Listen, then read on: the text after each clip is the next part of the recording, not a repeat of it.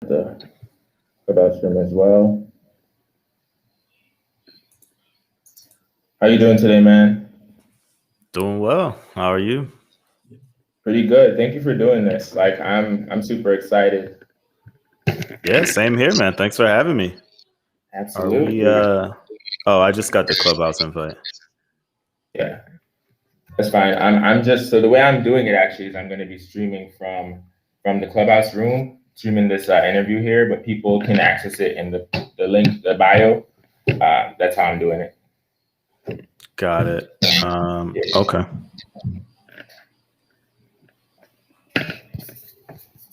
Hold on. Okay. So let me know if you have any questions. Okay. It's an echo though. Yeah. So you don't have to be in the clubhouse room. The way that I'm doing it is I'm just like putting it to what was I gonna say?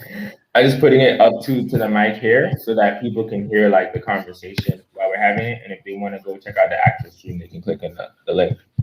Got it. Let Yeah, me I mean, I I think know. it's cool if I'm in the room that way people can follow me. Give me one second. Yeah, for sure.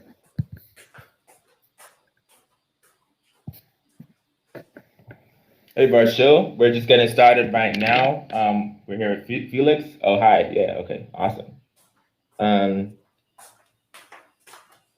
yeah, hi, Barshil. We're here. We're just getting started right now with Felix. It's just going to be a live interview, so we're going to have people in the audience, but getting started right now. You can check the link is in my bio and my IG.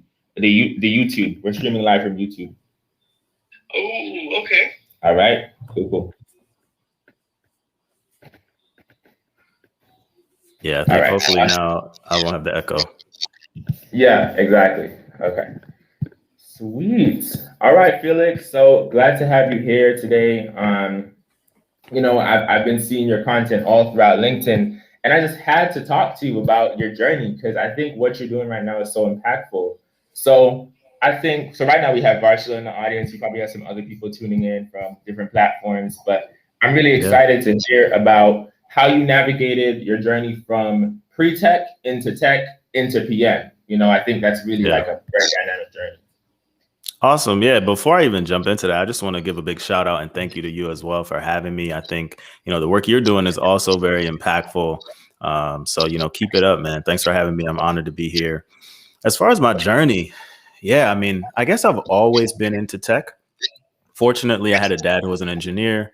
I went to a high school that even had like a engineering magnet program. We did a lot of different things. We did like back then it was like AutoCAD, different types of more other types of engineering, right? Took my first computer science class in Java as a sophomore in high school. And yeah, so I did my bachelor's in computer engineering. Back then my passion was cell phones. I loved mobile devices. I had I think, man, I might be dating myself, but it was a Pocket PC. It had like a full keyboard. That was my first phone that I really fell in love with. And I was like, man, I want to work on these things. And just doing a Google search back then said computer engineering was the way to go because it wasn't just the software, it was also the hardware. Fast forward after getting my undergrad degree, I landed at the Department of Defense actually doing some mobile development. So that was kind of a dream come true. But even in that role, day one, I think I realized looking at other people that have been on the job for 15 years or more doing coding, I was like, I really respect these people. They're obviously incredibly smart, but I didn't see that as a path for me long term. And so I always knew that there was something else I wanted to do, but I didn't know what it was. And as I took my second engineering job down in Georgia, I came across this opportunity where I was writing software for these huge network switches. We sell these network switches. I had this company called Sienna to a bunch of different telecom providers, such as AT&T, Verizon. I learned that essentially these network switches were the backbone of the internet, right? Broadband connectivity would not happen without these giant network switches that are all around the world. In one project, we were providing these network switches to the Brazilian government to help beef up their broadband infrastructure to meet the streaming demands for the World Cup. This was back in 2013. If you guys remember, the World Cup was in Brazil in 2014. And so when I heard about this huge contract that we were signing, all this technology we were providing to this government in Brazil, I was like, man, what is this about? Like, who who thinks about this strategy? Who thinks about how we use our technology to meet these very specific use cases? And that was the first time I'd ever heard the words product management, just asking around the office, like, you know, who's the person that works on this? I know I'm doing the coding, but who's the person who thinks about the customer, the use case, the technology, the strategy, all those things. And I heard about product management. And so, yeah, I mean, even back then I went to LinkedIn. LinkedIn wasn't what it is today, but it was very easy to kind of track people's progress through different career paths just by looking at profiles. So I found every single product manager I could on LinkedIn and started looking at commonalities in their background. And one thing I saw frequently was that engineers use what's called an MBA to get into product management. So I did that. So I was like, okay, how can I get an MBA? How can I make this pivot? And, you know, now I'm here. So I did my MBA at UCLA, was fortunate enough to get an internship at Microsoft and become a product manager. So that's kind of the journey in short. That's awesome. And I think it's really interesting that you went beyond just like being told what to do to the deeper question of who really makes these processes happen? Who really decides what we build? And I'm really curious, like, what was that mental roadmap like for you? Like, why did you care to go that deep and like dig into that? Yeah, that's a good question. You know, I think as a new person starting my career, I knew I liked solving problems. I had some technical skills, I suppose, because I was decent at coding, but the job itself, I really loved the problem solving aspect. But there was just something that told me the minute I heard about that use case, the minute I heard about how the technology was being used, and not just worrying so much about how to write the code to get to an end result, but how that end result was then going to be used to solve a real problem in the real world, that fascinated me. And it made my work so much more interesting. And I think just listening to that voice inside, I was like, man, like coding is cool, but really understanding how the customer is using this technology, what's the impact that we can have by building this technology. I wanted to be on that side of the house. I wanted to be on the side of the house that didn't just, you know, get told like, hey, this is what we need to do. Now let's go execute. But also thinking about like, what do we need to do and why? I think that, you know, just that inclination that I had that something there was interesting led me down the path to learn about product management. Wow. And I think it's really interesting that you looked at it from like, this is going to have impact on the world. And, you know, I think that brings me to the next question. It's like, when you were thinking about your future, right, prior to getting into tech or even PM, like what did you have in mind? Like, did you think that you'd be making impact the way you are now? You know, that's a good question, because funny thing is, I really did not see this path for myself at all. My dad has an engineering degree and a master's in engineering. And, you know, just as me just being a kid, I remember writing my high school application essay saying, you know, I'm going to get a PhD in engineering or computer science, right? Because that was all I knew, right? I knew education was important. I knew I was pretty good at tech and engineering. So I was like, I'm just going to go as far as I can go academically. But I think what I learned is while academics are important, and while, you know, I respect tremendously the people who go forward and get PhDs and then become educators to help, you know, they make an impact on the world in their own way because they then teach the next generation often, unless they're doing research, which is also very impactful in a different way. But I learned that the academics wasn't really what I was passionate about, right? I mean, if you go back to my first story about the cell phone, I was super passionate about that because I was like, holy crap, this cell phone has a full keyboard. It's so much easier to type out messages than it was. I mean, way back when you had to hit the 1 button 3 times to get to a C, and you had to hit the 2 button 3 times. You know, you had to kind of use that keypad to type messages. I was fascinated by how the tech made that so much easier, right? And, you know, back then I had a phone with, I think, like Windows Mobile on it. And I couldn't just type text, but I could like look at email and I could do a lot of other things. And I was like, man, like this technology is making my life easier. And it's impacting my personal life. I want to do that at scale, right? I want to build things that impact other people's lives in a meaningful way. And so I think, yeah, that was the thing that shifted my mindset kind of from like, okay, let me go as far as I can go academically. So let me figure out like tangible ways that I can build things that help other people. Wow. That whole concept of scaling your impact, I think that's a powerful thing. And, you know, it's very interesting how you put 2 and 2 together to say that, you know, you could build products at scale by becoming a product manager. And I'm just wondering, okay, so when it came to getting into product management, you said you went ahead and found out that it took an MBA, but to find that knowledge out to begin with, you're going to need to have conversations. So how did you go about your networking? You know, you found something you like, but how did you pursue it? Absolutely. So for me, I've always been a big believer in networking, in mentorship.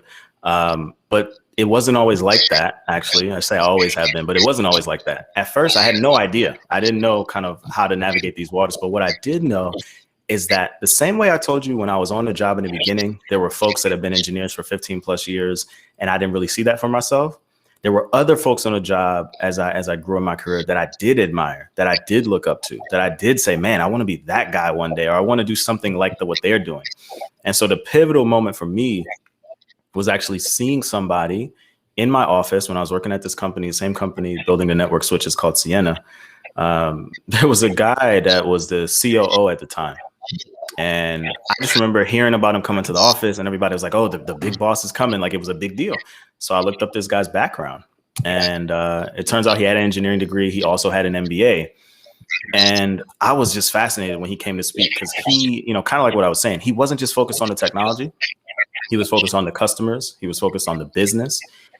He gave a talk and he spoke about how we think about our talent, our HR organization, where we find talent, how we attract talent. I mean, he covered the business end to end, right? And I was so impressed by that. And that inspired me to say, like, okay, there is more out there to this business thing than just writing the code.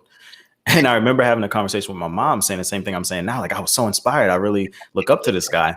And she just says, hey, why don't you send him an email? And I was like, send him an email. This guy's the chief operating officer of our company. I'm a junior engineer. I've been at this company for 9 months. Why in the world would I send him an email? And my mom just kind of gave me a nudge and said, look, Felix, listen to me. Just send him an email. Ask him if he'll be a mentor. You never know what could happen. So I did. I just sent him a cold email. And, he responded and he said, it was great to meet you at the office that day. I'm actually engaged in a number of mentorship relationships, so I can't be your mentor right now, but I do know somebody who I think would be a good fit. And that was awesome because he did. He connected me with somebody else that was actually more local to the office that I was in. This person also had an MBA, also kind of had a really awesome career trajectory. And they talked to me about business school and what it meant. And this person was actually not even in engineering or product management. They were actually in a sales service organization. But nonetheless, they were willing to kind of pour into me and teach me about the business side of things. And that one email that I sent literally changed my life. And so when I talk to people about networking and mentorship, I say, find people you look up to. And just be willing to put yourselves out there. You never know what could happen. I mean, back then, LinkedIn wasn't what it is today. There wasn't as much access to all these types of people. But I mean, start within your own company. Start within your school. Start with your professors. Anybody that you see something in that you admire, just put yourself out there. You never know what could happen. The worst they could say is no. But even in my case, the person said no, but it still turned out amazing, right? So, if I would have not listened to my mom and sent that cold email, like, who knows where I'd be right now, right? So that's kind of what I always advise people. Just put yourself out there, find people you admire and put yourself out there. Wow, that's powerful. I mean, wow, I think, yeah, because for students, and I think a lot of early career professionals, it can be intimidating to send that email or to reach out to that person who's above. But I think this is really giving a very clear concept of the fact that it's helpful when people who have already done it reach back to people who are trying to do it. And I think in your case, you're a perfect example of that. Wow. So I'm really curious. So what thoughts come to mind as you reflect on this journey that you've had? Yeah, I mean, overall, putting yourself out there is one. Finding people you admire is another. Another thing that really stands out to me is like, I had no idea.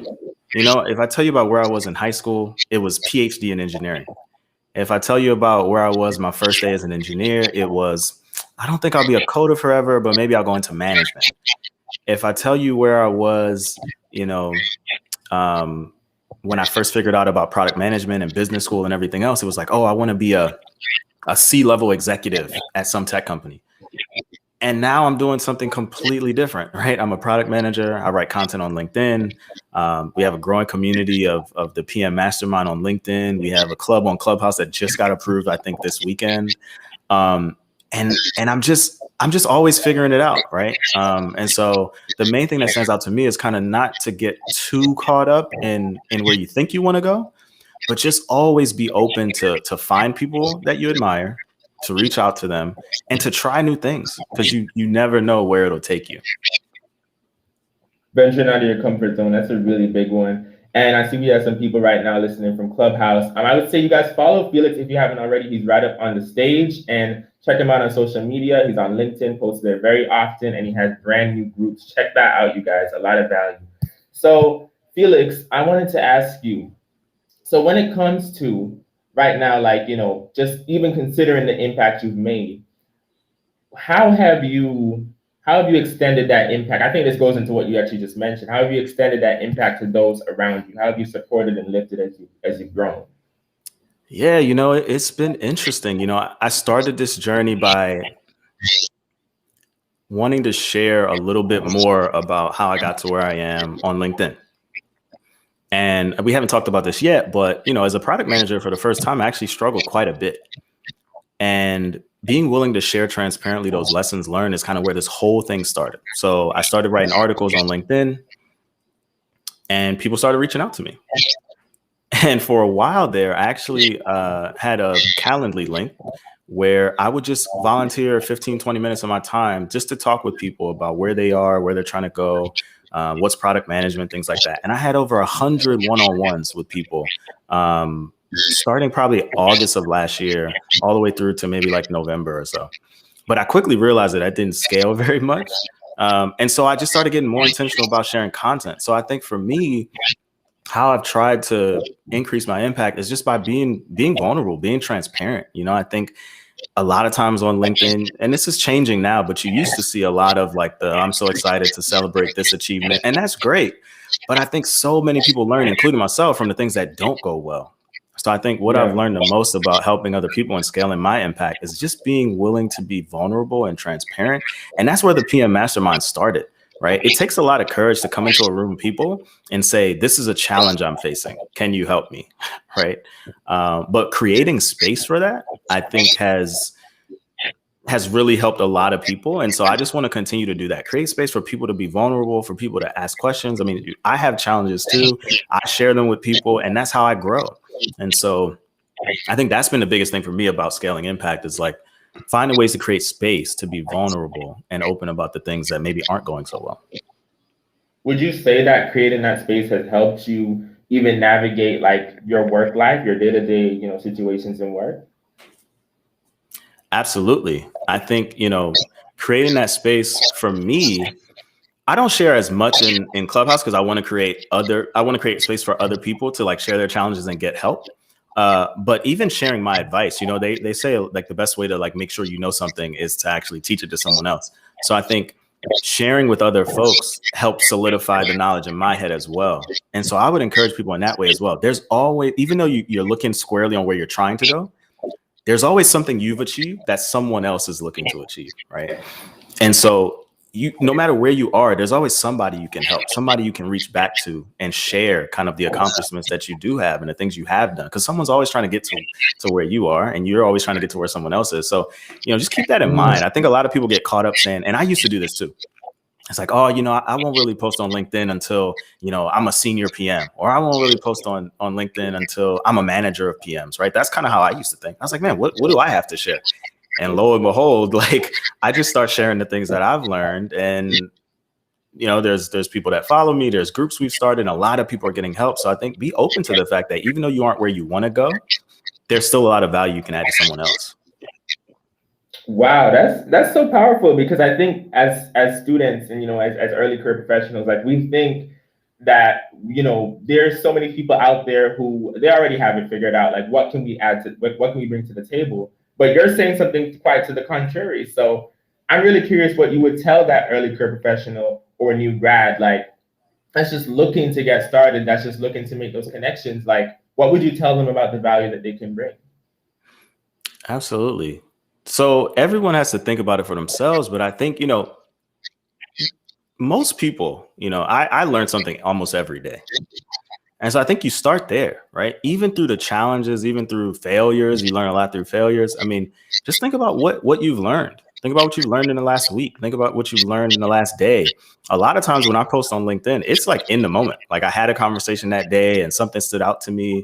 I think so being very reflective about that. One, it kind of keeps, it helps me foster the sense of gratitude because I'm recognizing that I'm learning something new every day, despite maybe I screwed up a meeting or, I didn't quite, land this project well, or a project's delayed or something's going wrong, but I learned something. And so that kind of keeps me going. So I think, being intentional about that, about reflecting on what you did learn in the last day, is a very powerful place to start. So if you're a student, I mean, I know there's a lot of things happening, but think about it. Think about that. What did you learn today? Reflect on it and share when you can, Wow. I'm really curious about how you are intentional, because you mentioned that you reflect a lot. So do you have any practices that you can share with the audience today? That's a good one. To be honest, I really don't. My reflection is LinkedIn, right? That is the way I do it today. So I know I have to sit down and make a post. So I just think about it. Like, what did I learn today? What I'm trying to get more into is journaling. And so, I downloaded Notion. I'm ready to start journaling. To be honest with you, I just haven't yet. So that's just me being transparent. Like, I'm not there where I want to get to as far as like my own reflection, but just being conscious of sharing on LinkedIn has forced me to reflect. So, I think that's one thing that's helped. I can strongly recommend Notion. Now that you've downloaded it, I am a huge fan of it. 10 out of 10 would recommend it. I think you'll like it. So I'm really curious, what do you hope to achieve a year from now in terms of like your own growth in your career? You're a PM at Microsoft. You're posting on LinkedIn. You just started this awesome group on Clubhouse. What does the next year look like for Felix? Wow, that's a good question. I think I'd love to see the PM Mastermind continue to grow on both LinkedIn and on Clubhouse. I think a year from now, career-wise, I hope to be a senior PM. So that's something I'm aggressively pushing for. And beyond that, I just want to keep finding ways to bring value to other people through the PM Mastermind. So in the next year, I hope to find out what else people want to see, right? Today, we have a really cool Clubhouse room once a week. We get together for an hour. People are getting value. We share show notes. So I think a lot of people get value from that. And I think that's been tremendous because some people can't get on the Clubhouse yet because it doesn't have an Android app or for whatever reason. But I want to find out, like, what's that next thing that people want to see or would like or could get value from? One of the things I have running right now is my own kind of private, I guess I would say, PM Mastermind. So I connect with a few PMs across the industry once a week as well. And we talk specifically about our challenges and lessons learned and things like that. And so, yeah, a year from now, I just kind of love to see, is that something people would be interested in? What else would people find value in as far as a PM Mastermind? Because I want to continue to grow how many people we impact with that. Because I think there's something there. I think there's really something there for people to learn more about PM, to level up as PMs. Once you get into PM, there's a lot out there about breaking into PM, and that's great, right? It's a very great career. I love it. But I think like once you get in, there's a need there of like, how do I grow and develop as a PM? And so I'd love to continue to grow that and maybe see other people do the same thing. I know there's other communities, people as designers helping each other level up, as engineers helping each other level up. So if anyone else could find inspiration for what we've done with the PM Mastermind, like I'd love to see that happen as well. I think that's powerful. And I love that. I think the audience will love that as well. I'm curious now, so I just want to shift gears a little bit to just how you've applied PM to your real life. I think you've definitely scaled your impact in different ways, but I'm really curious, how do you look at product management as applied to you as an individual? Yeah, so I think it really comes down to me thinking about my three questions. I say this all the time, right? A product manager is a problem manager. And so there's three questions, right? What problem are we solving? Why are we solving it? And how do we measure success? And I apply that to my life, right? When it comes to my finances, I do the same thing. I'm like, hey, where are we trying to get financially with my wife, right? Where are we trying to get financially? Why do we want to get there? How do we measure success? So we actually have monthly kind of goals. And every month I check in, we sit down, we look at what those goals are, where we landed. And then quarterly, we do the same thing. I do the same thing with the PM Mastermind. What problem am I trying to solve? Why am I solving it? How do I measure success? Today, I'm trying to connect to as many people as I can, reach as many people as I can. And then in my personal life, personal branding, I did the same thing. So back in, when was it? Maybe June. I sat down and kind of wrote my personal goals as far as branding myself. This was before I really started posting on LinkedIn regularly. And I wrote down, like, what problem am I trying to solve? Why do I want to solve it? How am I going to measure success? A couple of the things I wrote down at that time was imagine wild success, right? 3 years from now, what if I had 10,000 followers on LinkedIn? What if I was recognized as a LinkedIn top voice? What if I got messages from people regularly telling me like, oh, wow, I really love your content, or it helped me land an interview, or it helped me land a job, or et cetera. And so I do those things and I track my progress. You know, it's funny. I said 10,000 followers in 3 years, and I think I'm at 9,000 now. I do get regular messages from people about articles or messages. So I want to keep doing that, right? I think that's why I do it. I do it to help other people. And so I'm just trying to, I think the next thing for me is trying to figure out more ways to measure that. How do I measure my impact? How do I measure who I'm helping, how I'm helping them? So that's kind of what's next for me. But I'm always PMing all these aspects of my life, right? And iterating. Definitely. Congratulations on the 9,000 followers. I'm sure you're going to get to 10,000 real soon. And appreciate that, man. Yeah. I'm curious if people want to be more intentional, similar to how you have, about scaling their impact, about really making sure that they can achieve these goals like a PM would, how would you say to go about that? Yeah. So like a PM, you got to start with an MVP, right? You got to start with something maybe that isn't scalable.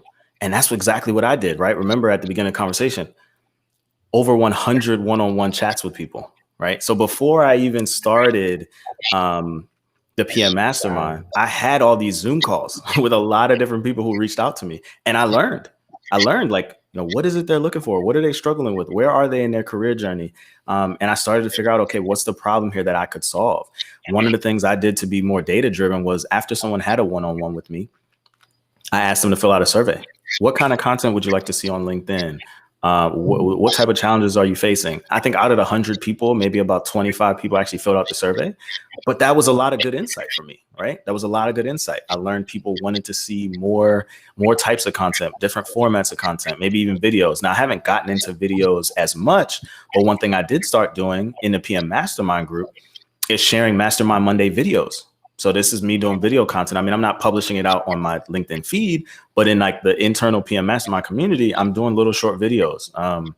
And so yeah, I think that's kind of where you got to start. You got to start with some kind of MVP, some kind of, don't think about the scale at first. Just think about optimizing for learning. And for me, figuring out what problem I needed to solve because I knew I wanted to help people, that meant I need to talk to a lot of people, right? And I think that people underestimate that. I think when you're trying to start a company or trying to start a business or, start personal branding, like you really have to figure out who your audience is. What do they want? What do they need? And to do that, you have to talk to them, whether it means putting out posts and polls on LinkedIn, whether it means, connecting over Zoom because now we have so much, virtual interaction happening. Find ways to talk to the people that you want to serve, that you want to help. And then just, get started. Wow. Powerful. So, okay, just looking back now, what would you tell your 18-year-old self if you could tell them something? Yeah. One of the things that I think I didn't do was I didn't explore a lot of different career paths early on. So as I mentioned, I went to a high school that had an engineering magnet program. I went to school for computer engineering. I also, when I was working for the government, I actually had an internship that was like basically a full-time offer. So I didn't spend a lot of time exploring other careers, networking with students, other people in my class that were doing different jobs, different career paths. And I think that's one thing that may have helped me discover product management faster. So I think if I was to go back, to my 18-year-old self, or I think there's a question in the chat as well, like, my younger self navigating this process. This is basically the same question. I would just be open. So here's the thing. Have an idea of where you want to go and try to get there, but be open to trying out as many things as possible. So what does that look like tactically? One, join different clubs in school that maybe, I was an engineer. Maybe I should have joined the club for business, or maybe I should have joined the club for law, or, the medical field, anything, right? Just go to one meeting, see what it's like just to get, and I know, look, I was not trying to go to different professional club meetings while I was in school. I was out somewhere partying, having fun, and that's great. But every now and then make space to, attend a meeting that you normally wouldn't, right? See what it's like. See if you learn something new. See if it's interesting to you.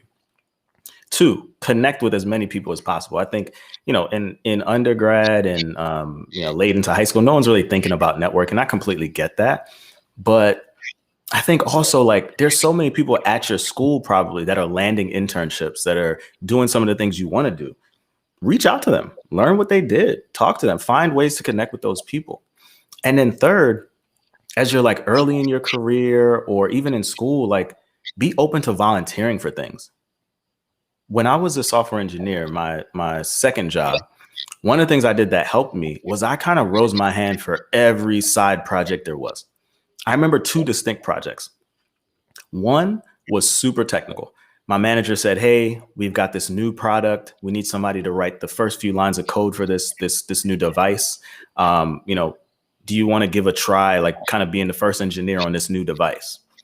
And I was like, yeah, sure. And it was deeply technical. I mean, it stretched me beyond wherever I was. I struggled a lot. I had to ask for a lot of help from principal and senior engineers. And eventually I got it done, right? I didn't get it done as quickly as maybe a principal engineer would, but I got it done. And I kind of learned, I'm like, this is really technical. I'm glad I did it. I'm glad I pushed myself. But I don't really care about this. I don't really care about the deep technical. I was more fascinated by, again, the fact that this was a new line of business for us. It was a new technology, which was exciting. But I did it. I tried it. There was another initiative, wasn't quite as sexy. My boss was like, hey, we really need some way to automate testing. Testing automation is not the coolest thing if you're an engineer necessarily. But what did it do? It gave me an opportunity to plan, to strategize, to recruit other people that were kind of similar level to me on my team, to convince them that this was a project worth us doing. We ended up doing it. We designed this brand new testing automation suite. We improved time to detect and resolve defects in our system by 30%. And that was my first taste of product management. I mean, that is something that stayed on my resume all the way through applying through to product management internships, because as an engineer, I did a lot of PM-like skills, right? I influenced people that didn't report to me, influence without authority. I planned a project, planned the requirements, right? We executed on it and then ended up measuring the impact, right? This is all PM gold, really. And so just the fact that I was open to try out these 2 different projects, and there was others as well, gave me a lot of diverse experience. So I think when you're younger in your career, it's good to just kind of raise your hand for almost anything. Now I'm a lot more focused, right? I have a better idea of where I'm trying to go. So I'm very selective with the projects that I take on and what I choose to do and what I don't. But early on, I was very open to just doing whatever I could to get more experience. That reminds me of the saying, fail fast, because it's you're trying a bunch of different things to figure out what you don't like, that you can find what you do like. So absolutely. Yep. Very useful advice. Well, I want to just say thank you so much for coming on, today and just sharing your wisdom, your experience, your knowledge. I just want you to share where people can get in touch with you if they want to find more of your content and even get involved in the clubs. Absolutely. So LinkedIn, I'm Felix Jr., the /n/Felix Jr. on Clubhouse at Felix Jr. on Twitter, at Felix Watson Jr. And we have a club both on Clubhouse and on LinkedIn. So LinkedIn club group discovery is a little tricky. I'm not exactly sure how people find groups on LinkedIn, but if you look for the PM Mastermind, product people helping each other level up, you'll find us on LinkedIn. If you go to my Clubhouse profile, you should see the Product Management Mastermind Club, kind of on Clubhouse there. So follow the club. If you're following me, I think I can add you as a member as well. So and on LinkedIn, also you can search #FelixChats. That's kind of the hashtag that most of my posts go under. So find me on all those. Feel free to reach out. I try my best to get back to almost everybody who reaches out to me. If I'm behind on a message to you, feel free to follow up. That's what I always tell people. Don't be ashamed. Don't be too shy to follow up. Look forward to hearing from people. I hope this was helpful. I hope you got some value out of it.